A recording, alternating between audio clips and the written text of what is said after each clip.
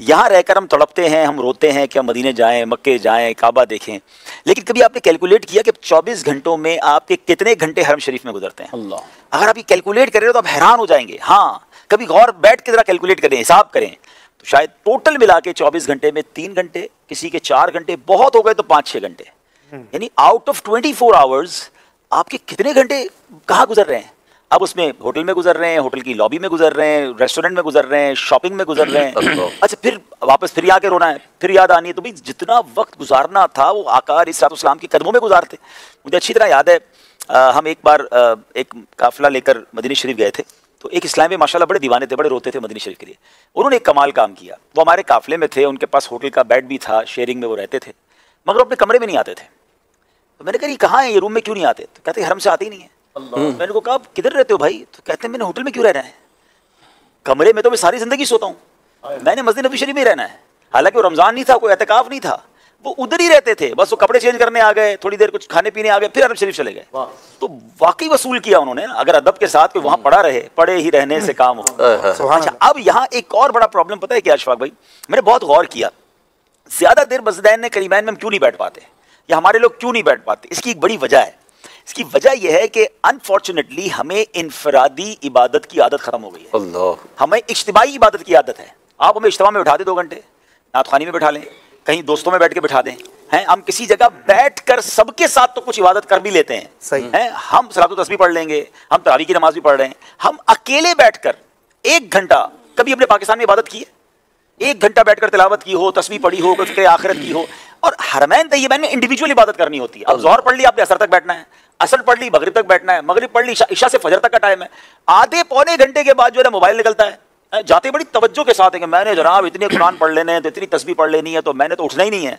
15-20 minute किसी का temperament चलता है, किसी की आधा घंटा बैटरी चलती है, किसी 1 घंटा चल जाती है, आदत नहीं है, आदत नहीं है। अब उसके बाद वो मोबाइल निकलेगा। अच्छा, उसके बाद दोस्त तलाश करेंगे, यार कोई है कोई जिसके साथ जाके बैठूं, बातें करूं। हरम शरीफ के अंदर भी फजूल बातें हो रही होंगी, सियासत पर बातें हो रही होंगी, हालात हाजरा पर बड़ी बड़ी आवाज में कह कह लगाए जा रहे होंगे। अच्छा, एक तो प्रॉब्लम यह है कि कुछ लोग ये समझते हैं कि ओवरसीज कॉल करने के लिए आवाज भी ओवरसीज वाली चाहिए। अच्छा, तो वो हरम शरीफ से जब पाकिस्तान बात करते हैं ना, तो मेरा ख्याल 500-600 नवाजी सुन, हेलो हेलो, ऐसा लग रहा है पाकिस्तान आवाज पहुंचा रहे हैं। अच्छा, अरे फोन के बगैर पहुंचा रहे हैं, ऐसा समझ बगैर फोन की आवाज इस्लामाबाद या गुजरांवाला पहुंच रही है, तो वो इतना चीख रहे होंगे। अच्छा, फिर वो जो बातें हो रही है सब सुन रहे हैं, ओ बच्चे का क्या हाल है, तो फना क्या कर रहा है, तो वो सो गया कि नहीं सोया? अरे भाई वो सो गया, इधर वाले उठ गए, ठीक है ना। तो इतनी बड़ी आवाज में ये सोता हुआ जाग गया, वो बराबर वाला सोया वाला जाग गया, वो बच्चे का सुलाने की बात कर रहे हैं। तो ये इतना बड़ा मसला है। अच्छा, फिर इस फोन का जो अशफाक भाई गलत इस्तेमाल हो रहा है, काश या तो फोन छोड़ के चले जाएं, या एटलीस्ट होटल में रख के आ जाएं, या कम से कम हरम शरीफ के अंदर वो छोटा वाला एक फोन ले जाएं जिसमें वीडियो और ये सोशल मीडिया ना हो।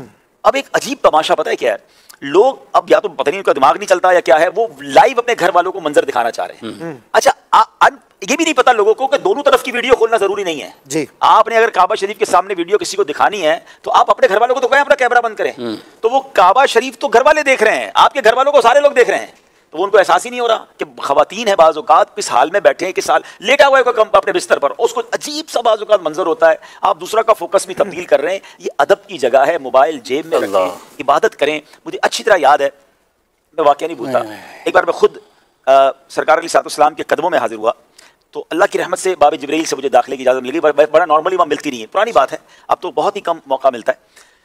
तो मैं ऐन कदमों में जाकर मैंने नवाफिल वगैरह पढ़ने थे, मैं नमाज़ पढ़नी थी शुरू की मैंने, तो मेरे बिल्कुल आगे एक साहब बड़े खुशू खुजू के साथ, माशाल्लाह चेहरे पे दाढ़ी भी थी, और वो तस्वीर निकाल कर पढ़ रहे होंगे या दुआएं कर रहे होंगे। मैं उनके पीछे नमाज़ पढ़ने लगा, पता नहीं उनको थोड़ी देर बाद क्या हुआ, उनको समझ पड़ गई, उन्होंने पीछे मुड़ के मुझे देख लिया। अब जब देख लिया ना, तो अब उन्होंने बाकायदा अपना मोबाइल निकाला, और अब वो जो सेल्फी वाला अंदाज होता है ना, वो शुरू हो गई। मैं नमाज पढ़ रहा था, नमाज में वैसे ही बंदे का ध्यान बढ़ता है। नमाज पढ़ने के बाद मैं देखता रहा, फिर मैंने उसके कान में एक बात कही, काश ये बात तमाम ज़ायरीन को समझ आ जाए। मैंने उसके कान में एक बात कही कि एक बात बताएं, बादशाह के दरबार में आकर किसी गुलाम पर तवज्जो देना कैसा है? आप बैठे कहाँ हैं? थोड़ी देर पहले आप दुरूद पाक में इबादत में मगन थे, अब आप क्या काम कर रहे हैं? तो काश ये बात समझ आ जाए कि दुनिया का कोई भी बंदा क्यों ना आ जाए यार, मेरे आका का दर तो वो है कि उस गली का गदा हूं मैं जिसमें मांगते ताजदार थे। यहाँ सारे फकीर हैं, सारे गुलाम हैं, आप गुलामों को देख रहे हैं। आपकी तवज्जो तो शहंशाह की तरफ होनी चाहिए, आपकी तवज्जो तो दरबार रिसालत की तरफ होनी चाहिए। और बिल्कुल इसी तरह काबा शरीफ में आप रहमान के घर पे मौजूद हैं, उसके काबे का तवाफ कर रहे हैं, और आप लोगों के साथ सेल्फियां बना रहे हैं। आप यकीन करें इसमें उन तमाम मशहूर लोगों को भी प्रॉब्लम होता है, उन मजहबी रहनुमाओं को भी मुश्किल होती है, और उल्टा लोग ही बातें करते हैं। यानी हम नहीं चाह रहे होते, लेकिन हमारे जैसे लोगों के साथ जब लोग सेल्फियां बनाते हैं तो लोग भी बातें करते हैं कि देखो यार इनको हरम पाक में भी चैन नहीं है। वल्ला हम खुद तकलीफ में हैं। लेकिन इस कौम को कौन समझाए कि जो वहां तलाश कर रही है कि मेरी सेल्फी किसी के साथ बन जाए, यानी उनको शर्म नहीं आती कि काबे को पीट करके सेल्फी बना के भेज रहे हैं, गुंबद खजरा को पीट करके आप सेल्फी बना रहे हैं, बाज़ औक़ात तो शहरी जालियों को पीट करके कि यार मैं अपनी तस्वीर बना के भेजूं।